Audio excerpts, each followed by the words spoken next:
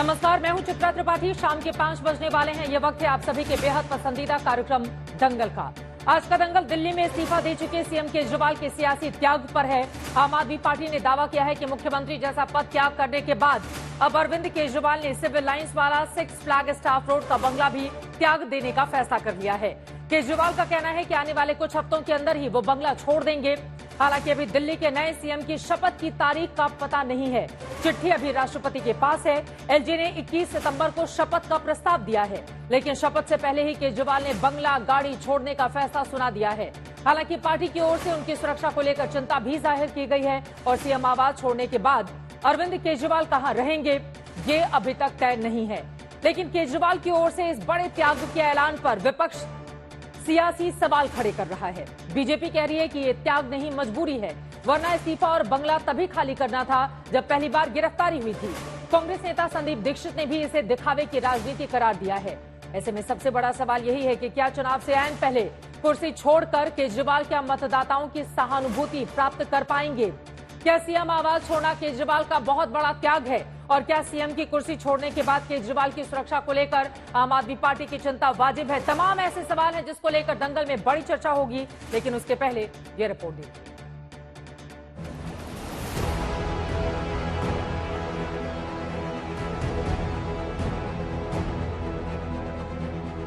उन्होंने घर छोड़ने का फैसला किया, घर छोड़ के लोगों के बीच में रहेंगे। का स्वागत है और जहां तक आतिशी जी का नाम जो है रिकमेंड किया गया है, तो ये एक विधानसभा की प्रक्रिया है।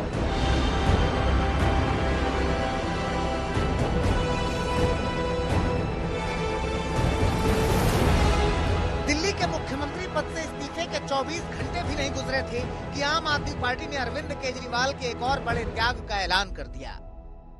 अरविंद केजरीवाल ने फैसला किया है कि उन्होंने कहा हम अपना मकान खाली करेंगे, हम अपना घर खाली करेंगे। 1 हफ्ते के अंदर हम अपना घर खाली करेंगे। आपकी जानकारी के लिए बता दूं कि वो पूर्व मुख्यमंत्री होने वाले हैं, एक विधायक रह जाएंगे सिर्फ, और विधायक को इतना बड़ा सरकारी बंगला नहीं मिलता है, इसलिए उनको करना ही पड़ेगा, खाली करना ही पड़ेगा। और जो उनको मुख्यमंत्री के नाते सुरक्षा मिली वो भी वापसी होगी क्योंकि अब विधायक रह गए हैं। दिल्ली की एक्साइज पॉलिसी में 55 करोड़ रुपए की रिश्वत शरद चंद्र रेड्डी से बीजेपी वालों ने खुलेआम सीना ठोक के लिया। बीजेपी से किसी भी तरह का प्रमाण पत्र हम लोगों को नहीं चाहिए। जनता की अदालत में केजरीवाल जी जाएंगे, जनता उनको ईमानदारी का प्रमाण पत्र देगी। बीजेपी तो इस देश को बर्बाद करना चाहती है। बीजेपी नफरत की आग में देश को झोंकना चाहती है। बीजेपी दिल्ली के बच्चों का भविष्य बर्बाद करना चाहती है।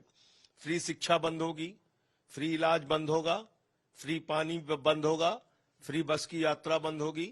जो सुविधाएं दिल्ली के लोगों को मिलती है, भारतीय जनता पार्टी सारी सुविधाएं बंद करना चाहती है, क्योंकि मोदी जी तो ऐलान करके कहते हैं मुफ्त की सुविधा मिलनी नहीं चाहिए। वैसे सीएम पद छोड़ने के बावजूद केजरीवाल के पास 5000 वर्ग मीटर के परिसर वाले आलीशान बंगले को खाली करने के लिए 3 महीने का समय है, लेकिन संजय सिंह ने 1 हफ्ते का दावा किया, बाद में कुछ हफ्तों की बात भी कही। सरकारी आवास खाली करने के लिए कोई डेडलाइन भी तय की है आप लोगों ने कि 1 हफ्ते 2 हफ्ते के अंदर वो घर खाली? नहीं, अगले कुछ हफ्तों में घर खाली हो जाएगा और इसका फैसला हुआ है कि अगले कुछ हफ्तों में खाली कर। अभी दिल्ली के नए सीएम की शपथ भी नहीं हुई है। एलजी ने केजरीवाल का इस्तीफा और आतिशी का सरकार बनाने का दावा राष्ट्रपति के पास मंजूरी के लिए भेजा है। खबर है कि आतिशी ने शपथ की किसी तारीख का जिक्र दावे में नहीं किया है, लेकिन एलजी ने 21 सितंबर की तारीख का प्रस्ताव दिया है। वैसे सीएम पद से इस्तीफे के बाद केजरीवाल जल्द से जल्द उस सिविल लाइंस वाले बंगले से निकलना चाहते हैं जिसके रेनोवेशन को लेकर शीश महल की सियासत हुई। मुकदमा और जांच की तलवार भी लटक रही है और केजरीवाल सिर्फ उस बंगले का त्याग नहीं करेंगे, बल्कि अब केजरीवाल को बतौर मुख्यमंत्री मिलने वाले वाहन, सीएम सुरक्षा प्रोटोकॉल, वेतन, भत्ते वगैरह सब कुछ त्याग करना पड़ेगा, जिसमें सीएम को हर महीने करीब 1,70,000 रुपए वेतन, यात्रा के लिए हेलीकॉप्टर और कार, हर महीने 700 लीटर पेट्रोल, निजी वाहन के लिए 10,000 रुपए महीने का भत्ता, 5,000 यूनिट प्रति महीने मुफ्त बिजली जैसी सुविधाएं मिलती है।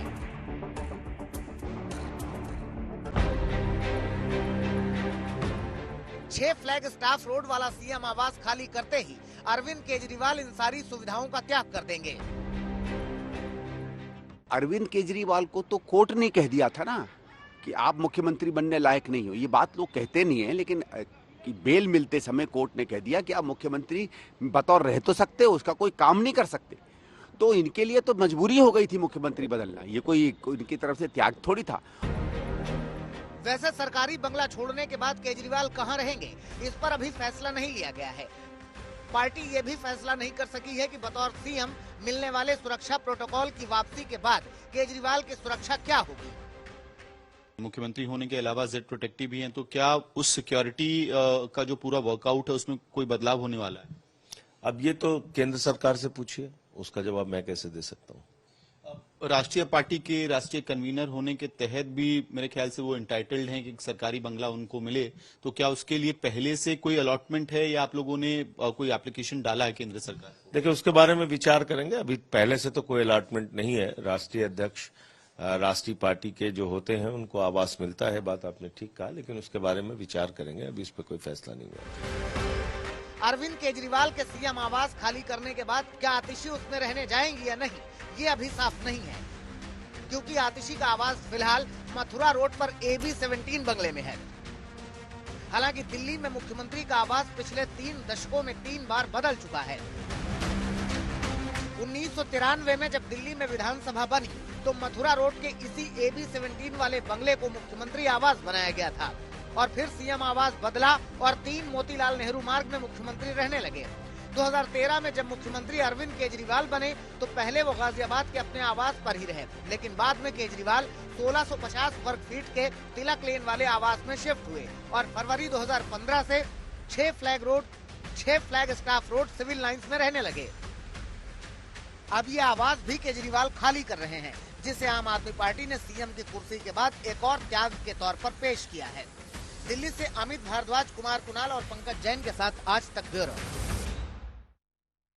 छोड़कर बंगला गाड़ी मिलेगी चौथी पारी, कई ऐसे सवाल हैं जिसको लेकर दंगल में बड़ी चर्चा हम शुरू करेंगे। खास मेहमानों की मौजूदगी है, उनका परिचय आपसे करवा देती हूं। शहजाद पूनावाला जी, राष्ट्रीय प्रवक्ता भारतीय जनता पार्टी के हमारे साथ जुड़े हुए हैं।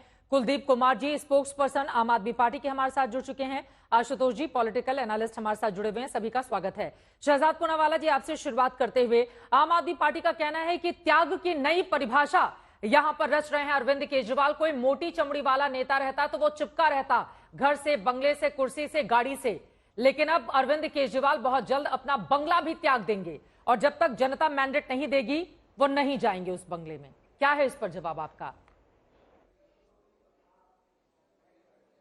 चित्रा जी, आपकी टिकर की लाइन देखकर मैं अभी अभी इतना प्रभावित हुआ कि मेरे अंदर का कवि जाग गया। तो अगर आपकी अनुमति हो तो 3-4 लाइन सुना दो। अभी लिखा है फ्रेश, सुनिए। इरशाद, छोड़ा बंगला गाड़ी मिलेगी चौथी पारी, करके चाराचोर श्रीमान लालू से यारी, सरजी कहे देखो मेरी ईमानदारी, बच्चों की सौगंध भूल गए सारी की सारी, कांग्रेस से भी कर दी साझेदारी, नहीं लूंगा बंगला गाड़ी, नहीं जी नहीं लेना है, वीवीआईपी चीजें नहीं लूंगा भारी भारी।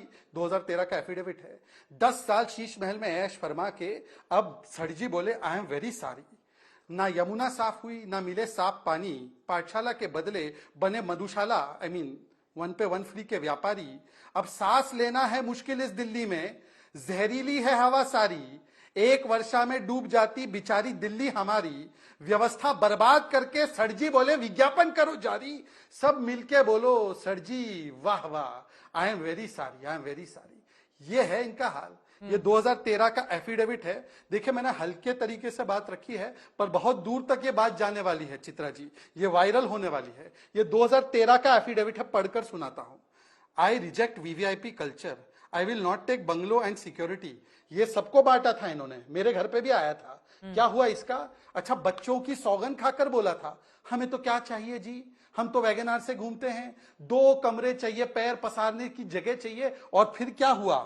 150 करोड़ का मकान, आलीशान मकान। अच्छा देखिए, शाहजहां ने ताजमहल में मकराना मार्बल यूज किया था, पर हमारे सर जी ये तो शाहजहां से आगे है। केजरीवाल जी का कासल बना तो मकराना मार्बल से 10 गुना ज्यादा वियतनामीज व्हाइट मार्बल लगा। बताइए, आपको पता है चित्रा जी, मेरी पूरी एजुकेशन में 2-4 लाख रुपए खर्च हुए, पूरी एजुकेशन में 2 बार मास्टर्स डिग्री वगैरह किया है। इनके एक कमोड का खर्च है 8 लाख रुपए, 1 कमोड जिस पर बैठते हैं सुबह सुबह, और उसके अलावा पर्दा, एक पर्दा 20 लाख रुपए का। बताइए, हमारे पूरे वार्डरोब का खर्चा इतना नहीं आता जितना इनके एक पर्दे का है। 3-3 रसोइयां, जब रसोइयां बंद हो गई थी कोविड में, 3 रसोइयां बनाई 1 करोड़ रुपए की। लेकिन इसके बावजूद वो लगातार जीतते रहे ना। कांग्रेस पार्टी के लोग कह रहे हैं। शहजाद पूनावाला जी, ये बात सच है कि 2013 में वो पुरानी वैगनार में चलते थे, सरकारी बंगला नहीं लेने की बात उनकी ओर से कही गई थी, तमाम तरह की बातें उनकी ओर से कही गई थी, ये बात बिल्कुल सच है। लेकिन उसके बावजूद भी वो जीतते रहे ना। बीते 10-11 सालों से वो सरकार चलाते रहे दिल्ली में। दिल्ली की जनता ने और किसी की बातों पर भरोसा तो नहीं किया शहजाद जी। चित्रा जी, यदि जीत ही सब कुछ है तो फिर इसके आगे एक सौगंध सब लोग, आपके शो पे, आपका शो वैसे करोड़ों लोग देखते हैं, नंबर 1 है तो सभी लोग देखते हैं, इस पे सौगंध खाए। हाथरस बीजेपी जीती, हाथरस उठाना बंद कर दे। उन्नाव में हम जीते, उन्नाव उठाना बंद कर दे। बृजभूषण के बेटे जीत गए, उन्होंने कहा था कि अगर मैं जीत जाता हूं, मेरा बेटा जीत जाता है, तो उसके ऊपर ये आरोप मुझ पर ना लगाया जाए, तो ये सौगंध खाए। गुजरात तो हम लोग 30 साल से जीत रहे, क्यों बोले गुजरात में सब कुछ बर्बाद है? 55 साल से कांग्रेस पार्टी देश के चुनाव जीत रही थी, तो कांग्रेस ने तो भ्रष्टाचार किया ही नहीं होगा। तो सड़जी जो अपने ऊपर लगा रहे, अब सड़जी ने कहा कि जनता का मैंडेट लेने जा रहा हूं। 3 महीने पहले गए थे, और मेरे भाई कुलदीप जी से बहुत दिनों के बाद डिबेट करने का मौका मिल रहा है, मेरे बड़े भाई हैं। कुलदीप जी खुद कांग्रेस के समर्थन के साथ लड़े और 7 में से 0 सीटें आई, मतलब मॉडल भी फेल हुआ और जनता ने मैंडेट सुना दिया। इसीलिए जेल वाला, फिर बेल वाला, अब मिला है प्रॉक्सी सीएम। और प्रॉक्सी सीएम मैं नहीं कह रहा हूं, ये प्रॉक्सी सीएम सौरभ भारद्वाज ने कहा है कि खड़ाऊ सीएम दे रहे हैं। कुलदीप कुमार जी, बिल्कुल अब आपके पास आते हुए, ये दिखावे की पॉलिटिक्स क्या बीजेपी जो आरोप लगा रही है कि कांट की हांडी बार बार नहीं चलती है। देखिए, लगातार हमने देखा है कई प्रयोग किए गए हैं अरविंद केजरीवाल की ओर से, कई बार वो सफल रहे, कई बार असफल भी रहे, लेकिन उनका ये कहना है कि काट की हांडी बार बार ये जो चढ़ाकर सहानुभूति पाने की कोशिश अरविंद केजरीवाल की ओर से की जा रही है, इस बार ये सफल नहीं होगी। कुलदीप कुमार जी, देखिए, 10 लाख का सूट पहनने वाले देश के प्रधानमंत्री जी, 1 लाख का पैन लगाने वाले मोहन ब्लैक का प्रधानमंत्री जी, अडानी के जहाज में चलकर ट्रैवल करने वाले प्रधानमंत्री नरेंद्र मोदी जी, देश की जनता को गुमराह और बेवकूफ बनाकर अडानी को कॉन्ट्रैक्ट दिलाने वाले प्रधानमंत्री जी, उस पार्टी से मेरे भाई सजाद पूनावाला आते हैं, उस पार्टी से सजाद पूनावाला आते हैं जहां के जिसके राष्ट्रीय अध्यक्ष ऑन कैमरा रक्षा सौदे में दलाली लेते हुए पकड़े गए थे, उस पार्टी के सजाद पूनावाला। दूसरी बात ये, अरविंद केजरीवाल जी से जो है वो कट्टर ईमानदार, कट्टर देशभक्त व्यक्ति है। इन्होंने पूरा प्रोपगंडा देश भर में फैलाया। अरविंद केजरीवाल जी ने घर ले लिया, मकान ले लिया, अपने मकान में पैसे लगा लिए। इनको पता था, ये भी जानते थे इस बात को कि वो जो घर है वो मुख्यमंत्री आवास है और उसके तौर पर उनको मिला हुआ है। आज अरविंद केजरीवाल जी ने मुख्यमंत्री पद से इस्तीफा दे दिया है और अगले 15 दिन के अंदर वो उस मुख्यमंत्री आवास को खाली कर देंगे। जो भी जिसको बंगला अलॉट होगा, जो रहेगा वो उस बंगले में रहेगा। तो अरविंद केजरीवाल जी किसी पद के, किसी बंगले के, किसी पैसे के लालची नहीं है। अरविंद केजरीवाल जी एक इनकम टैक्स कमिश्नर थे, IRS की नौकरी को छोड़कर इस देश की राजनीति में आए। 10 साल तक उन्होंने दिल्ली की झुग्गी झोपड़ियों में राशन माफियाओं से लड़ाई लड़ी, लोगों के बिजली के, पानी के, इलाज के, स्वास्थ्य की लड़ाई को लड़ने का काम किया। उसके बाद दिल्ली के लोगों ने इस भ्रष्ट भारतीय जनता पार्टी को नकारते हुए अरविंद केजरीवाल जी को देश के इतिहास में 70 में से 67 सीटें देने का काम किया। भारतीय जनता पार्टी को 3 सीटें मिली। उसके बाद चुनाव हुआ 2020 के अंदर। 2020 में भारतीय जनता पार्टी को इसी दिल्ली के अंदर 70 में से मात्र 8 सीटें मिली और आम आदमी पार्टी को 70 में से 62 सीटें मिलकर अरविंद केजरीवाल बड़े मैंडेट के साथ मुख्यमंत्री बने। लेकिन प्रधानमंत्री जी को यह बात रास नहीं आई। उनको लगा अरविंद केजरीवाल की ईमानदारी कायम कैसे है, बदनाम क्यों नहीं किया जा सकता। उनको जेल में डाला, फर्जी कतई घोटाला बनाया। लेकिन सुप्रीम कोर्ट ने जो कहा, मेरे भाई सजाद पूनावाले, आप ये बताइए, वो पिंजरे का तोता जो सीबीआई को कहा, वो सीबीआई को तो कहा, क्या इस देश की सरकार को, इस देश के जो अमित शाह जो सीबीआई को चलाते हैं, जो उस पिंजरे के तोते के मालिक हैं, क्या उनको नैतिकता के आधार पर इस्तीफा नहीं देना चाहिए? क्या भारतीय जनता पार्टी के लोग तो बोलने लायक भी नहीं बचे? ये सुप्रीम कोर्ट ने कहा, इनको तो शर्म से डूब के मर जाना चाहिए। मैं आशुतोष जी आपके पास आ रही हूँ। तोता क्या दिया? ठीक है शहजाद जी, जल्दी से आप 4 लाइन में जवाब दे दें, फिर मैं आशुतोष जी आ रही हूँ आपके पास। मैं इंडिया टुडे ग्रुप को सबसे विश्वसनीय ग्रुपों में से एक मानता हूं। 2013 की इंडिया टुडे की रिपोर्ट है कि Arvind Kejriwal was never income tax commissioner, IRS association declares. उन्होंने रिजाइन किया, इनकम टैक्स में काम करते थे, कमिश्नर कभी नहीं थे। इतना सफेद झूठ इतने बड़े चैनल पर चित्रा जी, जो लाखों करोड़ों लोग 1 मिनट में गूगल फैक्ट चेक कर सकते, आप भी करना। अगर मैं झूठा तो मुझ पर कार्रवाई, ये झूठे तो इन पर कार्रवाई। दूसरी बात, बदनाम करने भाई मुन्नी को और आपको बदनाम करने के लिए भाई प्लीज अपनी अपनी चित्रा जी देखिए, मैंने किसी के बीच में नहीं बोला। ओनली 3 पैनलिस्ट आज 3 ही पैनलिस्ट हैं। कुलदीप जी ठीक है, चित्रा जी आज 3 ही पैनलिस्ट हैं और बिल्कुल आशुतोष जी को भी बोलने का पूरा आप अपनी बात पूरी और मैं देखिए चित्रा जी IITN का सवाल ही नहीं है। चित्रा जी प्लीज कंट्रोल करवाइए, चित्रा जी प्लीज कंट्रोल करवाइए, चित्रा जी प्लीज कंट्रोल करवा दीजिए। कुलदीप जी को ऑडियो डाउन कर दीजिए। बोले शहजाद, अपनी बात आगे बढ़ाइए, फिर मैं आशुतोष जी के पास जाऊंगी। ठीक है, बोलिए। बिल्कुल चित्रा जी देखिए ना, मैं आपको कोट करके दे रहा हूं। This is 23 November 2013 India Today की रिपोर्ट है। Arvind Kejriwal never worked as income tax commissioner, says IRS association. मैं झूठ नहीं बोलता चित्रा जी, मैं अरविंद केजरीवाल नहीं हूं। दूसरी बात, इन्होंने कहा बदनाम करना है आपको। अरे भाई ये पवन खेड़ा का रिपोर्ट है, उन्होंने कहा है कि हमने लिकर स्कैम प्रोब शुरू किया।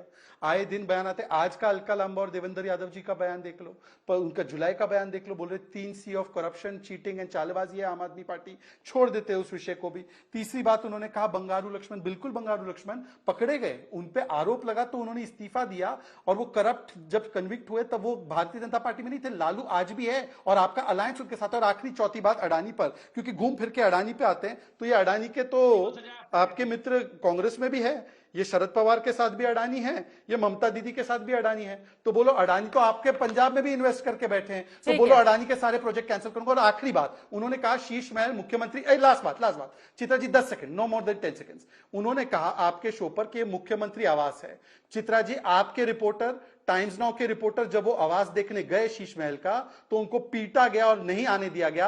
आज मैं बोलता हूं कि सार्वजनिक रूप से बोले कि मुख्यमंत्री आवास मीडिया और जनता के लिए खोल दिया जाएगा, कोई भी जाकर देख सकता है। चलिए ठीक है, कुलदीप जी इसका जवाब देंगे। मैं आशुतोष जी से पहले ले लेती हूँ। ठीक है, आप लोगों की बात हो गई। आशुतोष जी, अब मैं सीधे आपके पास आते हुए, हमने अरविंद केजरीवाल को पहली बार जब वो मुख्यमंत्री के लिए शपथ लेने के लिए गए थे तब मेट्रो से जाते हुए भी देखा, एक अलग तरह की पॉलिटिक्स उनकी देखी। मैं आ रही हूँ कुलदीप जी, प्लीज आशुतोष जी की एक टिप्पणी हो जाए। अब वो बंगला गाड़ी त्याग करने की बात कर रहे हैं और उनका ये कहना है कि जब तक मैं पाक साफ होकर जनता की अदालत से वापस नहीं लौटूंगा, मैं मुख्यमंत्री नहीं बनूंगा। जनता ये तय करे कि मैं कितना ईमानदार हूं। तो जनता की अदालत में ईमानदारी का सर्टिफिकेट मिलना, क्या उनके ऊपर जो कथित भ्रष्टाचार के आरोप लगे हैं, आपको लग रहा है कि उससे दाग धुल जाएंगे?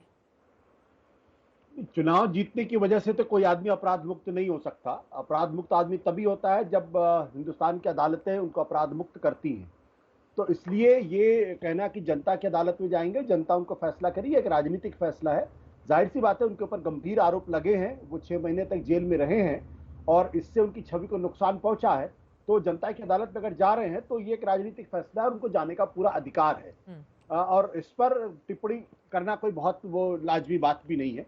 लेकिन दूसरा प्रश्न ये है कि ये बात बिल्कुल सच है कि अरविंद केजरीवाल ने जब अपनी राजनीति शुरू की थी तब वो बंगला पॉलिटिक्स को या बंगला में रहने वालों को वो उचित नहीं मानते थे। साफ तौर पर कहते थे कि नेताओं को बड़े बड़े बंगलों में रहने की जरूरत क्या है, उनको 2 कमरे के फ्लैट पे रहना चाहिए। और 2015 में मुख्यमंत्री बनने के बाद 2 कमरे के फ्लैट, 2013 में मुख्यमंत्री बनने के बाद वो 2 कमरे के फ्लैट में गए भी थे तिलक मार्ग के, और वहां वो रहे भी थे।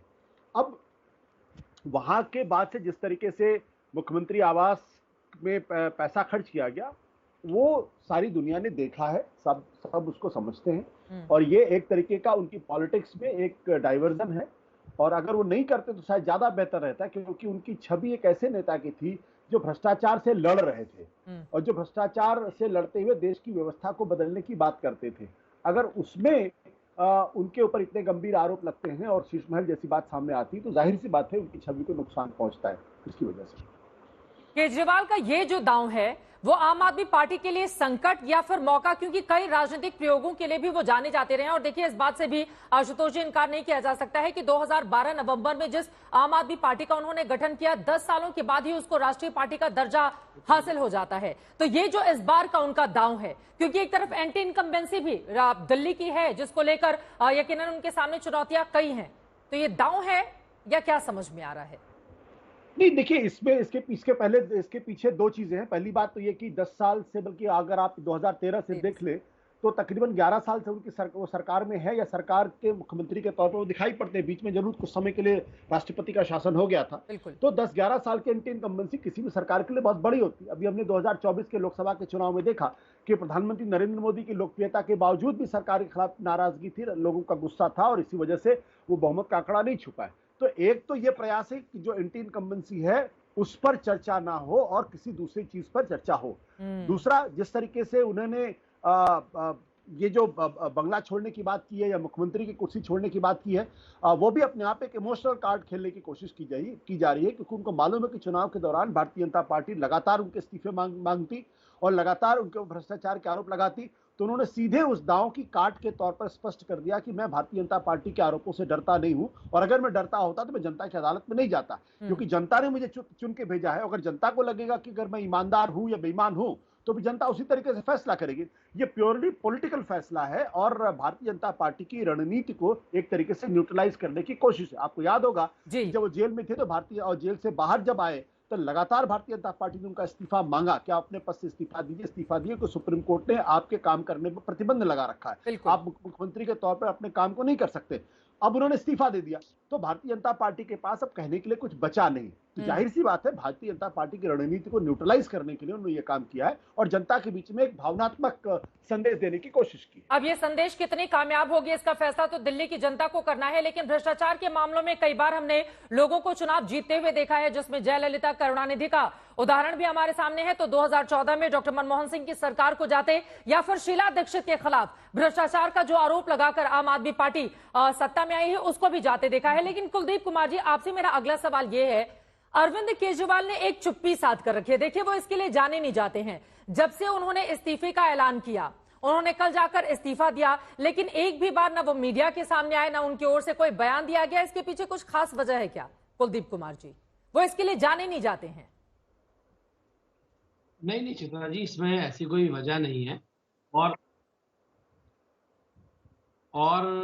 जब मुख्यमंत्री आवास में मीटिंग हुई थी उसमें वो मौजूद थे। उन्होंने मीटिंग ली और कल वो आपके कैमरे के सामने भी आपके फोटोग्राफ्स हैं, वो जब जिस आपको इस्तीफा देने के लिए गए थे और उन्होंने इस्तीफा दिया। लेकिन चित्रा जी, आज विषय इस बात को लेकर है कि एक मुख्यमंत्री ने, एक लोकप्रिय नेता ने ये हिम्मत दिखाई कि अगर उनके ऊपर भ्रष्टाचार के आरोप लगते हैं तो जनता की अदालत में जाते हैं, वो जनता के बीच में जाते हैं और कहते हैं कि अगर मैं ईमानदार हूं तो मुझे वोट दो और मैं ईमानदार नहीं हूं तो मुझे वोट मत दो। मैं कहता हूं भारतीय जनता पार्टी की अगर लोगों में हिम्मत है तो जाके कहीं जनता के सामने, जनता के बीच में जाएं। ये डरते हैं। हम तो कह रहे हैं, अगर आपको लग रहा है कि अरविंद केजरीवाल जी की छवि खराब हुई है तो आप चुनाव कराओ ना नवंबर के अंदर महाराष्ट्र के साथ, अक्टूबर नवंबर में करा लो आप चुनाव। क्या दिक्कत है आपको चुनाव कराने में? दूध तो पानी का पानी हो जाएगा। अरविंद केजरीवाल जी ने दिल्ली की जनता के लिए काम किया है। अरविंद केजरीवाल जी ने दिल्ली की मेरी माता और बहनों के लिए बस में किराया फ्री करने का काम किया है, बुजुर्गों को तीर्थ यात्रा कराने का काम किया है, दिल्ली के लोगों को बिजली पानी की सुविधाएं देने का काम किया है, अस्पतालों में दवाई देने का काम किया है। अरविंद केजरीवाल जी का मॉडल देश भर में लोकप्रिय। लेकिन मैं तो आज ये कहता हूं कि सोचिए, अगर अरविंद केजरीवाल जी 10 साल पहले मुख्यमंत्री नहीं बन पाते तो क्या होता? क्या दिल्ली के लोगों को 24 घंटे बिजली मिल पाती? क्या दिल्ली के गरीब लोगों का बिल जीरो आ पाता बिजली का कभी? क्या दिल्ली की मेरी माताओं बहनों को बस में फ्री यात्रा मिल पाती जो उनके भाई ने दे रखी है? क्या मेरे बुजुर्गों को तीर्थ यात्रा मिल पाती? कभी नहीं मिल पाती चित्रा जी, क्योंकि भारतीय जनता पार्टी हमेशा से दिल्ली के जनता को जो मिल रही सब्सिडी है, चाहे वो बिजली पे हो, चाहे वो पानी पे हो, चाहे वो यात्रा हो, चाहे वो तीर्थ यात्रा, उसके विरोध में रहने का काम भारतीय जनता पार्टी के लोगों ने करा है और हमेशा से प्रधानमंत्री जी भी उसके विरोध में रहे। लेकिन उसके बावजूद भी दिल्ली सरकार ने एक मॉडल प्रस्तुत किया है केजरीवाल जी देश के अंदर, जिसको आज जाना जाता है पूरे देश में। कुलदीप कुमार जी ने जो बातें कही हैं शहजाद जी, उसका भी आप जवाब दें और जरा वो तस्वीरें फिर से दिखाते हैं। मुख्यमंत्री आवास के भीतर की, बाहर की स्टिल फोटोग्राफ्स जो हमारे पास हैं वो इस वक्त दिखा रहे हैं। शहजाद पूनावाला जी, देखिए, अभी 5 महीने का कार्यकाल तो उनके पास बाकी था और जब जेल से उन्होंने इस्तीफा नहीं दिया, बाहर आकर उन्होंने खुद ये फैसला किया। तो इन तस्वीरों को देखकर क्या हम फुल फ्रेम में दिखा सकते हैं? थोड़ा तस्वीरें थोड़ी बड़ी नजर आए मुख्यमंत्री आवास के भीतर की। इतना आसान है क्या इस तरह का आलीशान बंगला छोड़ना किसी भी व्यक्ति के लिए? तो अगर ये त्याग नहीं है तो और क्या है शहजाद पूनावाला जी? अभी 5 महीने का कार्यकाल था उनके पास, लेकिन उसके बावजूद उन्होंने मुख्यमंत्री पद से इस्तीफा देने की बात कही और दे भी दिया। वाह वाह वाह वाह, अरे वाह वाह वाह वाह, थाली लाइए भाई, थाली लाइए। मैं तो आरती उतारना चाहता हूं ऐसे मुख्यमंत्री की। वाह, 8 लाख का कमोड़। इस देश की जनता के पास 8 लाख अपने बच्चों की शादी और एजुकेशन के लिए नहीं है। सर जी 8 लाख के कमोड़ पे बैठ रहे हैं, बोल रहे मैंने 5 महीने पहले छोड़ दिया। वाह वाह, मेरी महानता देखिए। अच्छा, ऐसी बात है तो चित्रा जी मुझे बताइए कि 8 लाख रुपए का कमोड़ है, उससे अच्छा 2024 अप्रैल में दिल्ली हाईकोर्ट ने बोला टिन के स्कूल में है बच्चे, 2 क्लासेस एक साथ चलती है, नेशनल इंटरेस्ट के खिलाफ है ये। एक 8 लाख का वहां पर कमरा बनवा देते ना, पर उसमें तो घोटाला करना था। जैन 2024 में हाईकोर्ट कहता है यूनिफॉर्म और टेक्स्ट बुक 6 लाख बच्चों के पास नहीं है। 9th ग्रेड के 1 लाख बच्चों को फेल कर दिया ताकि 10वीं का पास परसेंटेज कुछ शर्मिंदगी वाला ना है, इसीलिए। उसके बाद बीच में नहीं, चित्रा जी मैंने बीच में नहीं बोला है, मैंने पूरी अपनी बारी का इंतजार किया। ये तरीका ठीक नहीं है, मुझे पता है कि ये डिबेट का तरीका बिल्कुल ठीक नहीं है। हवाई जहाज दिखा रहे हैं, बिल्कुल ठीक नहीं है तरीका डिबेट का। कुलदीप जी आप ही के पास आऊंगी, उनकी बात तो पूरी हो जाए। बिल्कुल ठीक डिबेट नहीं है ये। जब भी वो बोलना शुरू कर रहे हैं आप बीच में बोल रहे हैं। बिल्कुल ठीक नहीं है जब ये आप बोलते तरीका। हैं तो वो शांति से सुनते हैं। कुलदीप जी प्लीज थोड़ा सा डिबेट की मर्यादा। मैं आप ही के पास आऊंगी, उनकी बात खत्म होने के बाद, उनकी बात खत्म हो जाए उसके बाद आप बता दीजिएगा कि प्रधानमंत्री जी के पास क्या क्या है। बिल्कुल ये ठीक तरीका नहीं है डिबेट का। प्लीज कुलदीप जी, ठीक है बोलिए, शहजाद जी बोलिए। ठीक है, हाँ तो अब मैं आ रही हूँ कुलदीप जी, आप ही से जवाब लूंगी, उनकी बात तो पूरी हो जाए, उनकी बात पूरी हो जाए। मेरे पूरे बात को वायलेट और इंटरप्ट किया गया। नहीं किया है, चलिए बोलिए, अब नहीं बोलेंगे वो। ये तरीका है क्या? इनको क्या नहीं लगता बोलेंगे, है कि... अब नहीं बोलेंगे, बोलिए। चलिए, पीडब्ल्यूडी वॉट, एक बारिश आती नहीं है तो बेसमेंट से लेकर सारी जगहें भर जाती हैं। 35 बच्चे मारे गए। आशा किरण हॉस्पिटल में 14 हमारी बहनें मर गई, उसके लिए कुछ नहीं कर पाए। और ये 15-15, 20-20 लाख के पर्दे लगाते और बोलते 5 महीने पहले छोड़ दिया। भाई अगर चुनाव कराने हैं तो क्यों विधानसभा भंग नहीं की? बताइए ना, नवंबर में चुनाव कैसे होंगे? जरा एक बात बताइए, ये विधायक बैठे हैं, इनको पूछिए कि इन्होंने अभी तक असेंबली को भंग करने का जो आदेश है एलजी को क्यों नहीं दिया है पारित करके कैबिनेट में। तीसरी बात मैं पूछना चाहता हूं कि ये बोलते हैं कि देखिए हम लोग जो है जनता की अदालत में जाएंगे। जनता की अदालत में अभी 3 महीने पहले गए थे, नहीं गए थे? जरा बड़े से पोस्टर दिखाइए कि जनता दे, जेल का जवाब वोट से दे।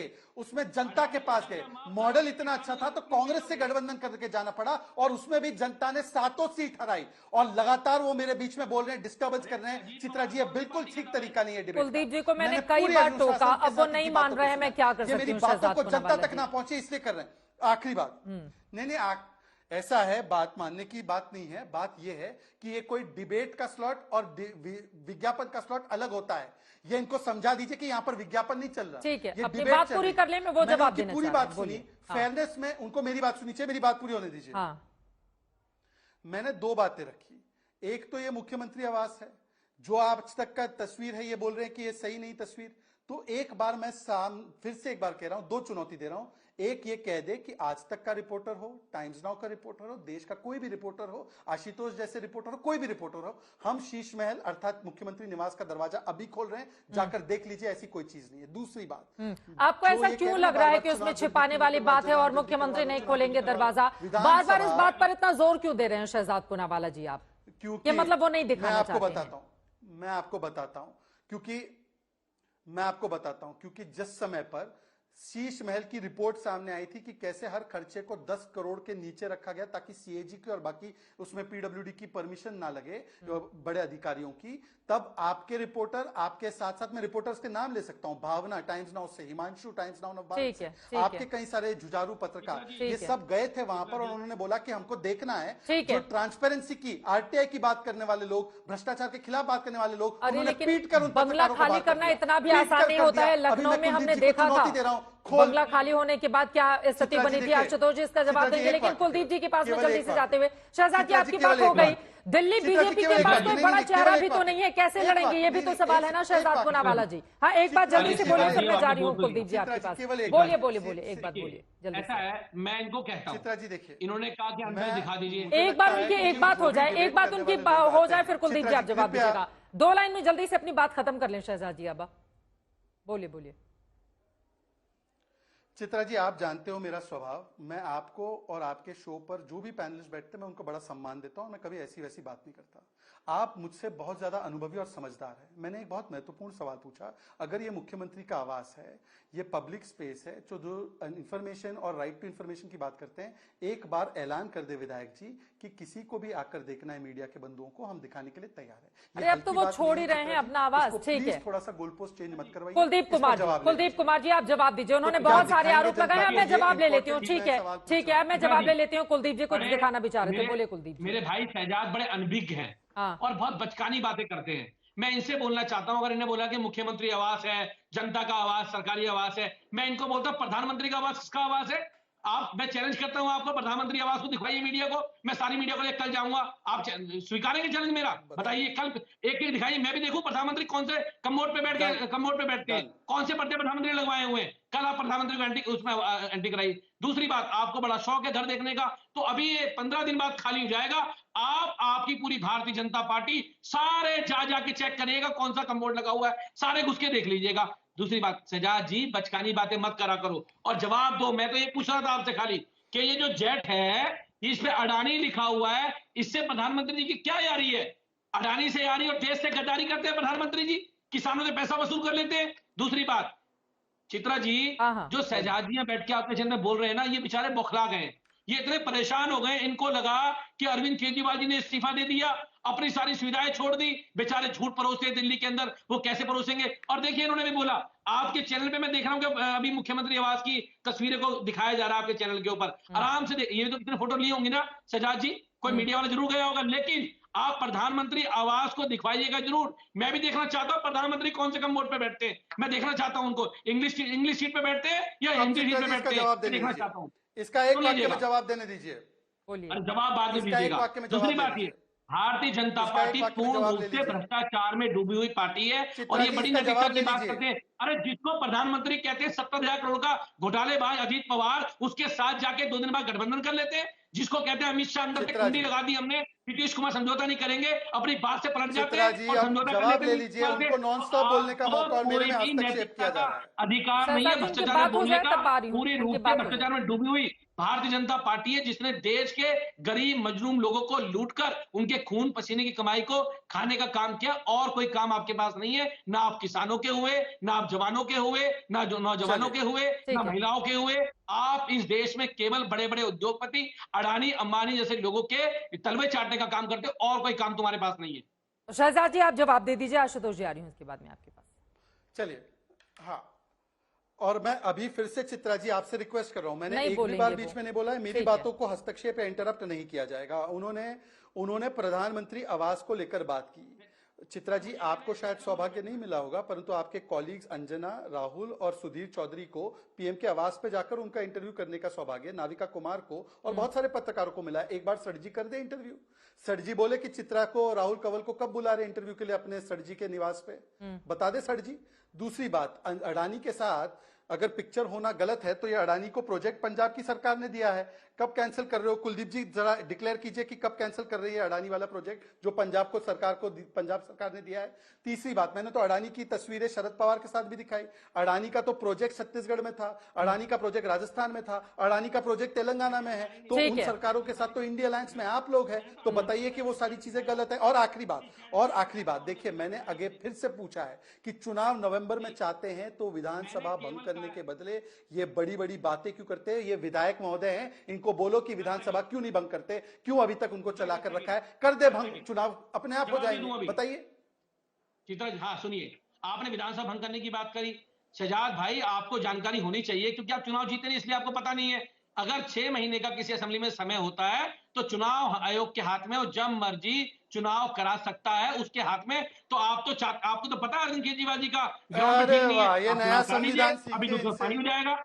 आशुतोष जी, क्या भंग नहीं कर सकते असेंबली? 6 महीने होता है, क्यों करेंगे भंग भाई? कुछ भी बोले जा रहे हैं, कुछ भी बोलेंगे क्या? भंग करने की कोशिश करी आपने, सरकार करने की कोशिश करी, करने में कौन सी कोशिश करी, नहीं तोड़ पाए, करने में कौन सी चीज रोकती है? चले ठीक है, अब मैं थोड़ा सा विस्तार देना चाहूंगी इसको आशुतोष जी के पास आते हुए। ठीक है आशुतोष जी, लेकिन चुनावों में मुद्दा क्या बनेगा? देखिए ये बात भी बिल्कुल सच है कि हाल के लोकसभा चुनाव में प्रधानमंत्री ने 80 से ज्यादा इंटरव्यू दिए थे, जिनमें से ज्यादातर इंटरव्यू प्रधानमंत्री आवास में भी हुए थे। ये बात बिल्कुल सच है। लेकिन दूसरी बात, अगर मुख्यमंत्री कोई है, उस पद पर है, तो यकीनन उसके लिए एक बड़ा घर होगा, उसके लिए सुरक्षा होगी, गाड़ी होगी। तो इसको लेकर ये जो पॉलिटिक्स चल रही है, क्या ये सही है? या आपको लग रहा है चूंकि अरविंद केजरीवाल ने राजनीति के दौरान ही इतनी बड़ी बड़ी बातें, जब वो शुरू में आए थे, इतनी बड़ी बातें उनकी ओर से कह दी गई कि आज भी इस मुद्दे को भारतीय जनता पार्टी लोगों के बीच उठाती है? क्योंकि ये बिल्कुल सच है कि जब शीश महल बोल बोलकर बीजेपी की ओर से अरविंद केजरीवाल के इस मकान पर निशाना साधा जा रहा था, उसका कोई माकूल जवाब आम आदमी पार्टी नहीं दे पा रही थी, आशुतोष जी। लेकिन क्या लग रहा है कि चुनावों में मुद्दा ये होगा या मुद्दा बिल्कुल इतर होगा? चुनाव में सबसे बड़ा मुद्दा क्या नजर आता है आशुतोष जी आपको? देखिए चित्रा जी, एक मुख्यमंत्री के लिए एक आवाज तो होता है, इसमें कोई दो राय नहीं है। लेकिन आम आदमी पार्टी और केजरीवाल जी का जो आकलन होगा वो उनके अपने कहे हुए वक्तव्यों के आधार पर ही होगा। उन्होंने ये बातें कही थी। अब चूंकि उन्होंने ये बातें कही थी तो जाहिर सी बात है, अगर विपक्षी पार्टियां उनकी उन्हीं बातों को लेकर उनसे सवाल पूछेंगे, और ये उनका लोकतांत्रिक अधिकार हो, पूछना भी चाहिए उनको कि आपने कहा था कि हम 2 कमरे के फ्लैट में रहना चाहिए, तो आप क्यों इतने बड़े आलीशान बंगले में जा रहे हैं? लेकिन यह दूसरा प्रश्न है। दूसरा प्रश्न यह है कि जिस तरीके से 2024 के लोकसभा के चुनाव में प्रधानमंत्री नरेंद्र मोदी ही मुद्दा थे और 10 साल की उनकी सरकार का जो उपलब्धियां थी या जो नाकामियां थी वही मुद्दा थी। मुझे लगता है कि भारतीय जनता पार्टी को सिर्फ 10 साल की अरविंद केजरीवाल की जो सरकार की उपलब्धियां या नाकामियां हैं उसी पर अपना फोकस करना चाहिए। जिस तरीके से विपक्ष ने पूरे चुनाव के दौरान उसको ही फोकस करने की कोशिश की और प्रधानमंत्री जी भारतीय जनता पार्टी की तरफ से लगातार उसको डाइवर्ट करने की कोशिश की गई। अब ये अगर वो आतिशी को अगर टारगेट करने की कोशिश करते हैं, उनके माँ बाप को टारगेट करने की कोशिश करते हैं, तो इससे बीजेपी को फायदा होने वाला कतई नहीं है, मेरा स्पष्ट तौर पे मानना है। लोग 10 साल पे जो वादे किए गए थे, बिजली का, पानी का, जिस तरीके से मोहल्ला क्लिनिक का, या फिर दिल्ली के अंदर व्यवस्था को बेहतर करने का, व्यवस्था परिवर्तन करने का, अगर लोगों को लगेगा कि 10 सालों के अंदर कुछ बेहतर काम हुआ है तो लोग आम आदमी पार्टी के साथ जुड़ेंगे, और अगर उनको लगेगा कि नहीं बेहतर हुआ है तो आम आदमी पार्टी के साथ नहीं जुड़ेंगे। तो ये असली जो मुद्दा है वो पिछले 10 साल के अंदर दिल्ली में कैसे सरकार चली है, वही मुद्दा है। उससे इतर अगर आप करने की कोशिश करेंगे तो अपने पैर में खुद कुल्हाड़ी मारेंगे। ये बड़ी बात आपकी ओर से कही है। कुलदीप जी, एक छोटा सा जवाब मैं आपसे चाहूंगी। देखिए, बार बार ये आप लोगों की ओर से कहा जा रहा है कि वो ईमानदार हैं या नहीं, इसका सर्टिफिकेट जनता देगी। अभी 2 महीने पहले ही तो लोकसभा के चुनाव हुए ना। अरविंद केजरीवाल जी की ओर से बार बार जाकर लोगों के बीच कहा जाता रहा, आप वोट अगर मुझे देंगे तो जेल नहीं जाना पड़ेगा। क्या उसका रिजल्ट निकला? 7 की 7 सीटें बीजेपी के पास तब चली जाती हैं जब आप कांग्रेस पार्टी के साथ चुनावी मैदान में जाते हैं। तो जनता ने आपको खारिज भी किया है, कुलदीप कुमार जी, इसी मुद्दे पर। चित्रा जी, दोनों चुनाव बहुत अलग होते हैं, दोनों चुनाव बहुत डिफरेंट होता है। आम आदमी पार्टी कुछ सीटों पे चुनाव लड़ रही थी और आम आदमी पार्टी का अलायंस कांग्रेस के साथ हुआ। लेकिन मैं पूछना चाहता हूं, 2019 में भारतीय जनता पार्टी को 7 सीटें मिली थी और 2020 में उसी दिल्ली के अंदर भारतीय जनता पार्टी को 8 सीटें मिली, आम आदमी पार्टी को 62 सीटें मिली। 2014 में प्रधानमंत्री पूरा रथ लेके चले पड़े थे, पूरे देश में उनको लगा दिल्ली जीत जाएंगे, और दिल्ली के अंदर आकर वो खुश हो गए। दिल्ली के अंदर आकर उन्हें मात्र 3 सीटें मिली, ऑटो में बैठ के गए तीनों विधायक, इनके जगह नहीं थी इनके पास। तो ये चुनाव, हर चुनाव अलग होता है। और दूसरी बात ये भी जानते हैं अरविंद केजरीवाल जी की लोकप्रियता को, और हम तो क्लियर कह रहे हैं कि माननीय सर्वोच्च न्यायालय ने अरविंद केजरीवाल जी को बेल दी, और बेल देने के बाद भी उनके मुख्यमंत्री बने रहने में कोई कानूनी रंगा नहीं था। वो मुख्यमंत्री रह सकते थे, लेकिन उसके बाद भी उन्होंने अपनी नैतिकता को देखते हुए, अपनी ईमानदारी को सर्टिफिकेट देने के लिए जनता के बीच में गए और उन्होंने कहा कि मैं कुर्सी पे तब बैठूंगा जब दिल्ली की जनता, जिसने मुझे चुन के भेजा है, जब वो मेरी ईमानदारी का सर्टिफिकेट देगी। तो इसमें भारतीय जनता पार्टी को क्या टेंशन हो रही है? अगर उनको लगता है अरविंद केजरीवाल भ्रष्टाचारी है तो चुनाव कराए 3 महीने में, दिल्ली की जनता भी दूध और पानी का पानी कर देगी। लेकिन नहीं कराएंगे ये लोग चुनाव में, आपको गारंटी से कह रहा हूं, क्योंकि इनको पता है कि अरविंद केजरीवाल जी की लोकप्रियता जो है दिल्ली के अंदर, दिल्ली के लोग उन्हें अपना भाई, अपना बेटा मानते हैं, उनसे प्यार करते हैं, और उनकी ईमानदारी, मैं फिर कह रहा हूं, अरविंद केजरीवाल जी की ईमानदारी पे किसी को रत्ती भर भी मंशा नहीं है। लेकिन मैं तो कह रहा हूं ना, उन्होंने एक जरा सा उनके ऊपर आरोप लगा और उन्होंने इस्तीफा दे दिया। अब ये कहते हैं जी इस्तीफा अभी क्यों दिया, पहले क्यों नहीं दिया? पहले अगर इस्तीफा देते सजाद भाई, तो आप देश भर के मुख्यमंत्रियों की कुर्सियों को गिराने का काम करते, सरकारों को गिराने का काम करते। अरविंद केजरीवाल ने एग्जाम्पल सेट कर दिया कि तुम किसी की कुर्सी नहीं गिरा पाओगे। शहजाद जी, आप जल्दी से जवाब दे दीजिए। एक जवाब मुझे आशुतोष जी से भी लेना है, ठीक है, जल्दी से शहजाद जी। देखिए, क्योंकि ये बार बार अपनी तुलना प्रभु श्री राम और भरत वगैरह से कर रहे हैं, तो सबसे महत्वपूर्ण विषय क्या था? रघुकुल रीत सदा चली आई, प्राण जाए पर वचन न जाए। ये 24 घंटे साफ पानी हो गया है क्या? प्रदूषण मुक्त दिल्ली हो गई है क्या? 20 नए कॉलेज बन गए हैं क्या? 20 नए अस्पताल बन गए हैं क्या? यूरोपियन स्टैंडर्ड की सड़कें बन गई है क्या? यमुना जी साफ हो गई है क्या? 11,000 बसें हो गए हैं क्या? 12 लाख रोजगार हो गए हैं क्या? ये सिर्फ विषयों पर जो आशुतोष जी चाह रहे थे वही हम लोग का फोकस है। दूसरी बात, वाह क्या स्टैंडर्ड सेट किया है भाई। लालू से एक कदम आगे। लालू जी में भी नैतिकता थी कि जब जेल गए तो राबड़ी जी को बनाकर जेल गए अंदर। ये शिबू सोरेन गए तब भी उन्होंने छोड़ दिया था, जयललिता जी ने भी छोड़ दिया था। 150 दिन तक अंदर से चला रहे थे। स्टैंडर्ड सेट किया है इन्होंने। और ये क्या बोलते थे, कपिल सिब्बल तुम इस्तीफा दो, अखिलेश तुम इस्तीफा दो, राहुल तुम इस्तीफा दो, सोनिया जी तुम इस्तीफा दो। एक दिन में इस्तीफा मांगने वाले 150 दिन जेल से सरकार चलाकर बोल रहे हमने नया स्टैंडर्ड सेट किया है।